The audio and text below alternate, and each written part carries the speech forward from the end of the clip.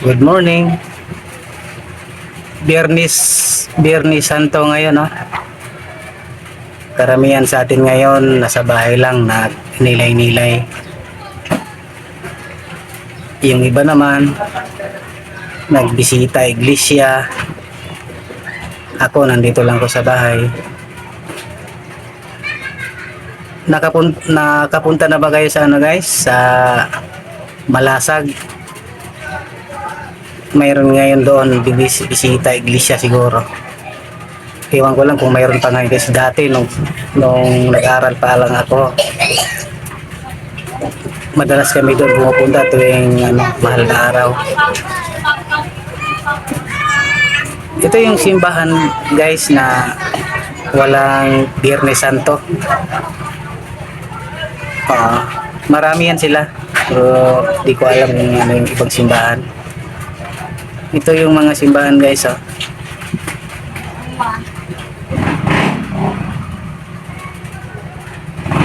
Pwede nyo rin yan sinabasahin guys dito sa 1:1 to 18. Makikita nyo yan guys. Pointers lang guys, no? Huwag paloko, huwag padala sa bigay noodles. At libreng sakay. At karamihan sa mayroon din silang scholarships, no? Ang dahilan 10% mandatory yan guys. Magbigay ka talaga yan. Pag hindi ka makapagbigay yan, pupuntahan ka sa kanilang bahay, ganon. Ayan guys, no? Kaya wag lang tayo magpadala, lalo na tayong mga Katoliko na wala pa talagang kaalam-alam sa sa mga ng Katoliko, aral ng Katoliko. Yung iba naman nagkasyuta, ang syuta ng nubya nila ay isang sulpot na simbahan na relihiyon, nadala o kaya ay natangay at nag-asawa, ayun, natuluyan na, nagiging sulpot na rin sila.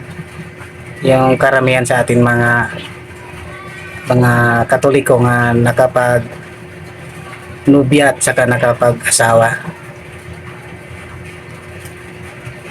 Kaya kung may magyaya, huwag kayong magpadala, ha. Itanong mo muna kung sino ang founder ng kanilang simbahan para malaman natin at hindi tayo matangay sa kanilang magandang mga pananalita, kasi ang husay nila magsalita yan guys, eh. Kaya kung ikaw ay Katoliko tapos hindi ko pa alam yung aral ng Roman Catholics, sabihin nyo lang na hindi ka nagpapasok ng ibang religion sa bahay mo, kasi mababasa din yan sa Biblia na kung sulpot ang simbahan, huwag kang magpapasok para hindi ka magkasala. Kaya yun lang guys, no? At magbantay lang tayo lagi dahil sa panalita ng mga ang husay talaga yung magsalita yung mga guys, mga sulpot na simbahan. Nalata ng mga sulpot ngayon guys, tingnan mo, diba? Sulpot yan. Ito ang hindi sulpot. Ito ang hindi sulpot. Roman Catholic Church, founded by Jesus Christ. Ang simbahan guys ay founded ng ganito guys. Ito ang mga founder.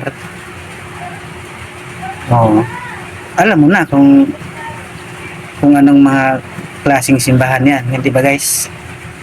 So, ingat lang tayo. Manatili tayong Katoliko habang buhay.